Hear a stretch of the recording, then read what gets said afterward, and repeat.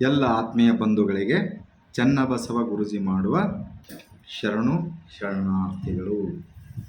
ಅಜ್ಞಾನವನ್ನು ಜ್ಞಾನದಿಂದ, ಕತ್ತಲೆಯನ್ನು ಜ್ಯೋತಿಯಿಂದ, ಅಸತ್ಯವನ್ನು ಸತ್ಯದಿಂದ, ಅವಲೋಹವನ್ನು ಪುರುಷದಿಂದ, ಹಾಗೆ ಭವವನ್ನು ಅನುಭಾವದಿಂದ ಗೆಲ್ಲುವ ಮಾರ್ಗವನ್ನು ಸೂತ್ರವನ್ನು ಇಲ್ಲಿ ಹೇಳಿದ್ದಾರೆ.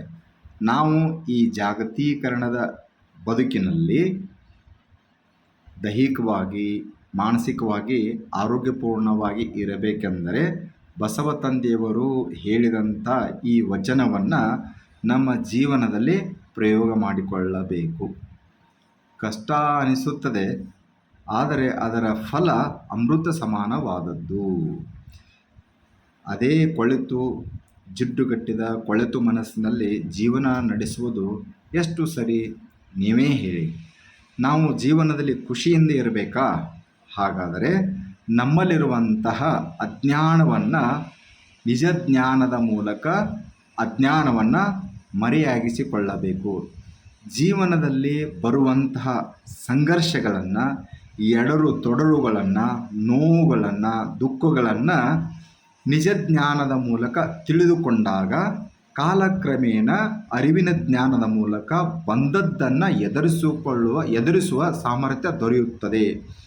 ಜೀವನದಲ್ಲಿ ಬರುವಂಥದ್ದನ್ನು ಮೊದಲು ಆಕ್ಸೆಪ್ಟ್ ಅಂದರೆ ಸ್ವೀಕಾರ ಮಾಡಿಕೊಳ್ಳುವ ಮನೋಭಾವ ಬೆಳೆಸಿಕೊಳ್ಳಬೇಕು.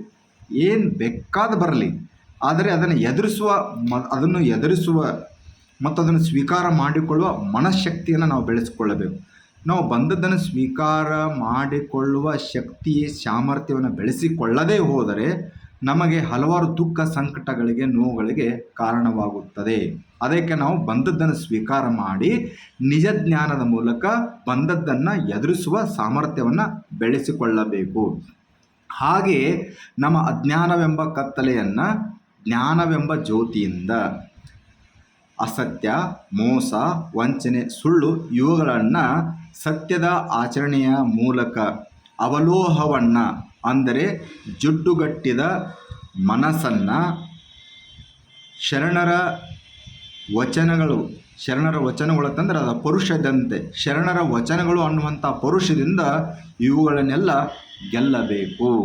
ಹಾಗೆ ಈ ಭವವನ್ನು, ಹುಟ್ಟು ಸಂಸಾರಗಳಿಂದ ಕೂಡಿದ ಈ ಭವವನ್ನು ನಾವು ಶರಣರ, ಸಂತರ, ಸಜ್ಜನರ ಸುಳ್ಳು ನುಡಿಗಳಿಂದ, ಶ್ರೇಷ್ಠ ಮಾತುಗಳಿಂದ, ಅವರ ಸಂಘದಿಂದ ನಮ್ಮ ಭವವನ್ನು ಗೆಲ್ಲಲಿಕ್ಕೆ ಸಾಧ್ಯವಾಗುತ್ತದೆ.